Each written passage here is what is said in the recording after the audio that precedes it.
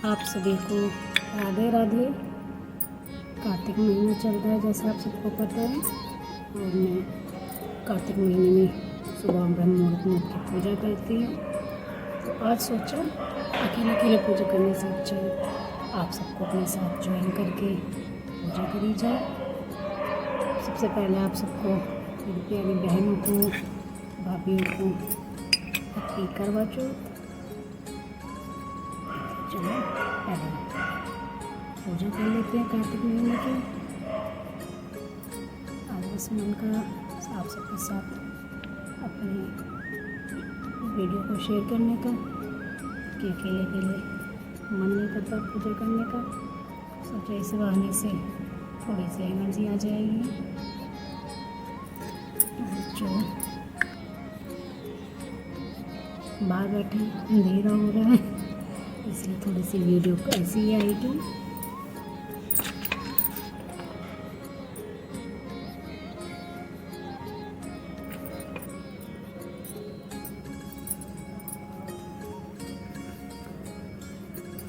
चलिए हम पाठ पढ़ते हैं। तीसरा अध्याय, जैसे कि आज कार्तिक का तीसरा ही दिन है।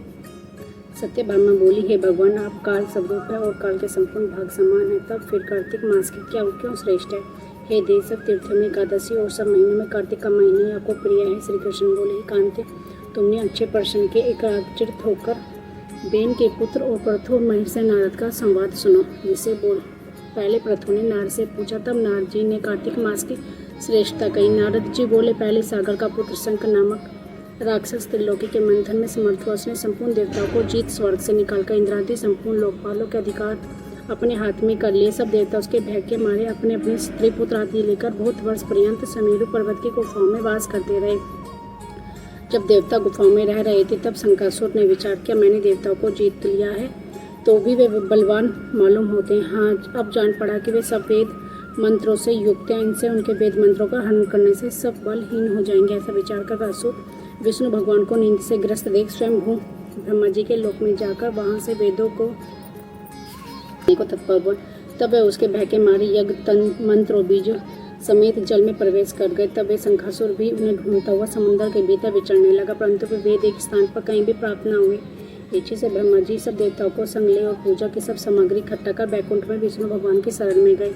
वहाँ उनके जागरण में निमित्त सब देवता गाने बजाने लगे और गंध धूप बार बार देने लगी। उनकी भक्ति से संतुष्ट होकर भगवान ने नेत्र खोले। तब सब देवताओं ने विष्णु भगवान के दर्शन की और पूजा करके दंडवत पृथ्वी पर गिर पड़े। तब माधव भगवान उससे कहने लगे, हे देवगण, मैं तुम्हारे भजन कीर्तन आदि कार्य से प्रसन्न हूँ। आप लोगों की मनोकामना पूर्ण करूंगा। यह अश्विनी शुक्ल पक्ष की एकादशी में से देव उठानी एकादशी तक पहर भर रात्रि रहे। तब से जो मनुष्य तुम्हारी तरह भजन कीर्तन करेगा वह मुझे प्रसन्न होगा, प्रसन्न कर मुझे प्राप्त करे। शंकासुर ने इन वेदों को हर लिया है, अब वे सब जल में स्थित है। मैं शंकासुर को मार कर लाऊंगा। अब वे बीज मंत्र समेत सब वेद प्रतिवर्ष कार्तिक के महीने में सदा जल में निवास करेंगे। मत्स्य रूप धारण कर मैं जल में जाता हूँ। तुम संपूर्ण मुनियों को लेकर संग जाओ। इस लोक में जो अच्छे मनुष्य प्रातःकाल स्नान करते वे नीचे अक्षत स्नान के फल को प्राप्त होते। जो कार्तिक में सदा व्रत करते उनको इंद्र तुम मेरे लोक में पहुँचा दिया करो। हे यम, तुम सदा उनकी विघ्नों से रक्षा करते रहो। हे वरुण, तुम उनको पुत्र पौत्र आदि देते रहो। हे कुबेर, तुम उनको धन वृद्धि करो जिससे मेरा रूप धारण कर साक्षात जीवन के मुक्त हो जाए। और अन्य देवता जो जन्म में मरण तक उन बातों का ध्यान करते हुए तुम्हारे द्वार भी पूजने हैं। जैसे तुमने मुझे एकादशी को जगाया, इसलिए यह तिथि सदा मानने योग्य है। कृष्ण भगवान की जय। बोलो तुलसी माता की जय। अध्याय समाप्त हो चुका है। अब हम कार्तिक में कही जाने वाली कहानी सुनते हैं, जिसके बिना कार्तिक महीना का व्रत पूजा पाठ पूरे नहीं होते। कार्तिक महीने में लपसी तपसी की कथा जरूर कहनी चाहिए। पाठ करने के बाद एक लपसी था, एक तपसी का तपसी था। तपसी तो भगवान की तपस्या करता। लपसी रोजाना सवा शेर का हलवा बनाकर भगवान को भोग लगाकर टाली लगाकर जीव लेता। एक दिन दोनों में झगड़ा हो गया। तो लपसी बोला मैं बड़ा, तपसी बोला मैं बड़ा, क्योंकि मैं भगवान की तपस्या करता हूँ। नारद जी बोले तुम्हारा फैसला मैं करूँगा। दूसरे दिन तपसी नाकर आने लगा तो नारद जी ने 1.25 करोड़ की मुद्रा तपसी के आगे गिरा दी। उसने आंखें खोलकर देखा तो मुद्रा पड़ा था। उसने पैर उठाकर नीचे कर लिया और तपस्या करने लगा। उधर लपसी ने 1.25 शेर का हलवा बनाया, भगवान को भोग लगाकर टाली लगाकर जीम लिया। इतने नारद जी आए, दोनों ने अपने पास बैठाए, दोनों को पूछने लगे कि कौन बड़ा। नारद जी ने तब से जगह की अपना पाँव हटा, पाँव हटते ही मुद्रा निकला। तब नारद जी बोले कि मुद्रा चुराने से तेरी तपस्या भंग हो गई, इसलिए लब से बड़ा है। तब से कहने लगा मुझे मेरी तपस्या का फल कैसे मिलेगा। नारद जी बोले तेरी तपस्या का फल कार्तिक नहाने वाली देगी। सब कहानी कहेगा, तेरी कहानी नहीं कहेगी तो कार्तिक का फल तुझे हो जाएगा। धोती देकर अंगोछा न देवे, सिद्धि का चास कर हाथ न जोड़े, ब्रह्मा मिलाकर ब्रह्मा जमात का दक्षिणा न देवे, कपड़ा दे के बटन न लगाए, दाहिने हाथ से नाड़ा बांधे, सबका फल तुम्हें हो जाएगा। इतना कहकर नारद जी चले गए।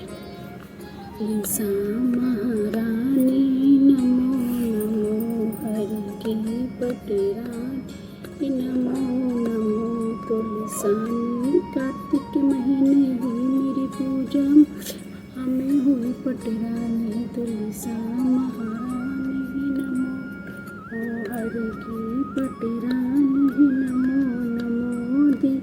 धूप दीप नवेदाती पुष्पन की बरसा बरसानी, 56 भोग 36 व्यंजन बिन तुलसा हर एक नमानी, तुलसारानी नमो नमो, हरि की पटरानी नमो नमो। प्यारी माला तेरा जपना कठिन है, प्यारी माला तेरा जपना कठिन है, सासी ससुर और पति अपने की, इन तीनों की सेवा करते हैं। चांद सूरज और 9 लाख तारे, सूरज 9 लाख तारे, इन तीनों का मिलना कठिन है, प्यारी माला तेरा जपना कठिन है। गंगा यमुना और त्रिवेणी,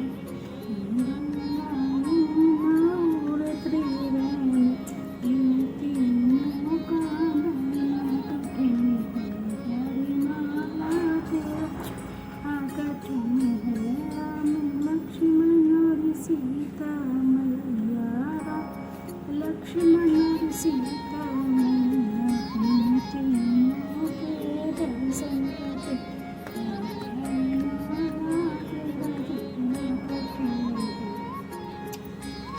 बोलो तुलसा माता की जय, बोलो कार्तिक बोलो श्री कृष्ण भगवान की।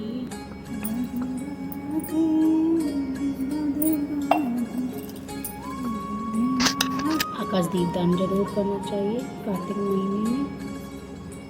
आकाश दीप दान कोई सा भी हो, दीप दान जरूर करें सुबह शाम, जैसे कि आप कहो।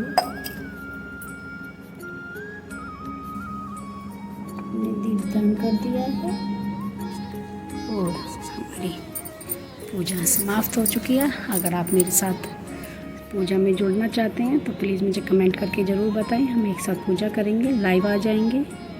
अकेले से अच्छा है साथ मिलकर पूजा करें, अच्छा लगता है। कमेंट करके ज़रूर बताएं प्लीज़, मेरा हौसला बढ़ाएं, मुझे सपोर्ट करें। राधे राधे।